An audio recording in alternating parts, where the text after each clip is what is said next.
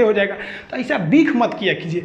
ज़िंदगी में जो इंसान अपनी ज़ुबान पे कंट्रोल कर लिया ना कि हमको क्या बोलना है, और गुस्सा पे कंट्रोल कर लिया ना, पूरी दुनिया को जीत सकता है। कभी भी शब्दों का इस्तेमाल सोच समझ के कीजिए। शब्द का इस्तेमाल भोजन की तरह होता है। जिस तरह से भोजन परोसने से पहले चख लेते हैं, वैसे ही आप लोग भी किसी से बिहेव करने से पहले एक बार उसको चख लिया कीजिए कि ये शब्द मेरे लिए अच्छे हैं कि नहीं। एक बार क्या था कि हम क्लास में पढ़ाते हैं, लड़कियां लेट हो जाती, जो लड़कियां देख रही हैं उनको पता होगा, अगर लड़की गलती से भी क्लास में लेट आई ना तो उसको बहुत बोलते थे हम। लेकिन मंडे टू फ्राइडे क्लास रहता था, सैटरडे संडे जो एक्स्ट्रा क्लास रहता था उसमें हम खुद ही 15, 20, 25 मिनट लेट हो जाते थे हम, क्योंकि सैटरडे वाले क्लास 3-4 घंटा चलता था, तो हम भी थोड़ा सा लेट हो जाते थे।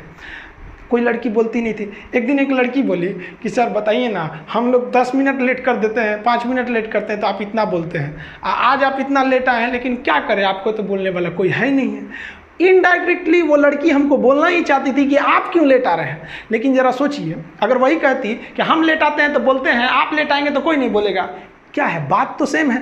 लेकिन इतना बेहतरीन ढंग से बोली ना कि हमको खुद ही रियलाइज़ हो गया। हम कहें कि तू हमको सिखा रही है, हंसी मजाक में ख़त्म हो गया यहाँ चीज़ को। तो ये अगर आपको बोलने का तरीका आ गया ना, तो आप किसी को डांट भी दीजिएगा तो उसको समझ में नहीं आएगा कि जो हमको डांट रहा था, रियली में तो हमको डांटिए रही थी वो, लेकिन कितना घुमा के डांटी। तो गुस्सा पे कंट्रोल कीजिएगा। आप दुनिया में कभी किसी को खुश नहीं रख सकते हैं, और आप कितने बुलंदी पे चले जाएंगे ना, लोग आपको गाली देने वाले मिलेंगे ही। आप राष्ट्रपति से लेकर देखिए, आप नरेंद्र मोदी से तो बड़े नहीं ना हैं, प्रधानमंत्री, उनको भी आपको देखिएगा गाली देने वाले मिलेंगे सब। आपको हम अपना एग्जांपल देते हैं, हम इतना मेहनत से चाइना बॉर्डर पे क्या हो रहा है, कहाँ क्या हो रहा है, इतना बेहतरीन ढंग से आपको बता देते हैं कोई भी चीज़ को।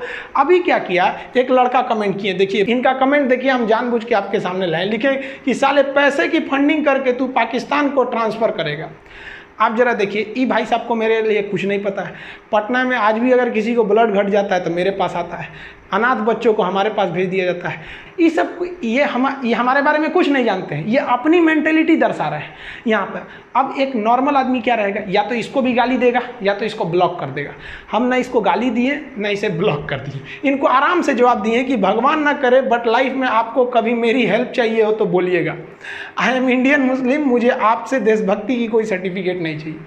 आप बताइए, आप 100% कभी किसी को सेटिस्फाई नहीं कर सकते। कुछ लोग ऐसे होते हैं जो केवल इसीलिए पैदा हुए हैं कि दूसरे चीज़ में कमियां निकालें। आप ताजमहल घूमने जाइएगा, वहाँ भी ताजमहल की लोग कमियां निकालेंगे, और वो लोग कमी निकालेंगे जिनका खुद का घर कुछ काम का नहीं है, वो लोग उसमें कमी निकाल देते हैं। और इस तरह के घटिया लोग 1 से 2% हैं, बाकी 98% लोग अच्छे हैं। लेकिन समस्या क्या है कि वो 98% लोग शांति से रहते हैं, और यही तो खचरई करते हैं, ये दिख जाते हैं तो हमें लगता है पूरी समाज खराब है। नहीं बाबू, ऐसे लोग केवल 2% है, और इन्हें कोई नहीं ठीक कर सकता है। ये लोग कभी नहीं सुधरेंगे।